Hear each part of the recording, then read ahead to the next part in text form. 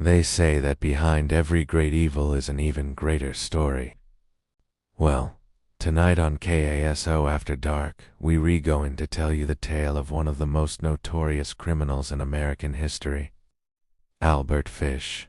Born into poverty in the year 1870, Fish's childhood was a terrifying place, filled with extreme violence.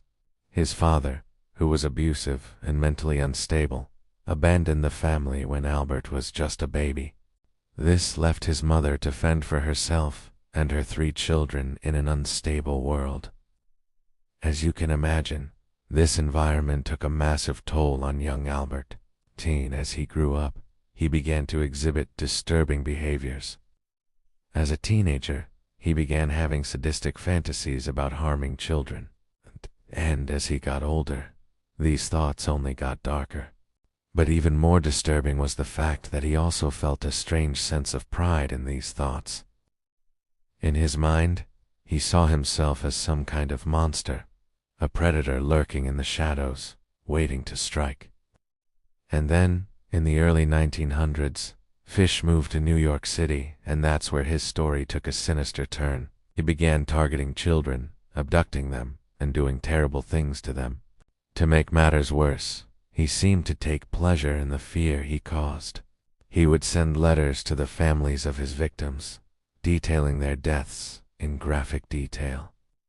He even taunted the police, sending them riddles and puzzles, basically making them feel like they were playing a deadly game. But here's the thing about Albert Fish. He wasn't just a killer. He was a sadist, a psychopath who found joy in tormenting his victims and their families.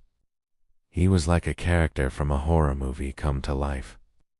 As the years went on, his crimes became more heinous and he became more brazen.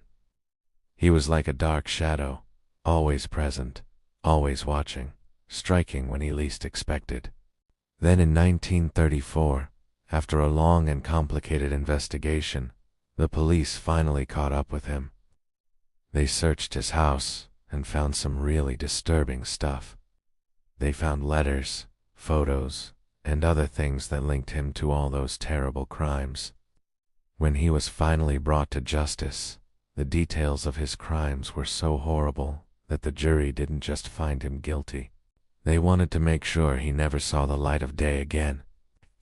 And in the end, Albert Fish was executed. So why do we tell you this story today? 'Cause even after all these years, the case of Albert Fish continues to haunt us. It's a reminder that evil, when unpunished, has a way of not only thriving but of becoming even more terrifying.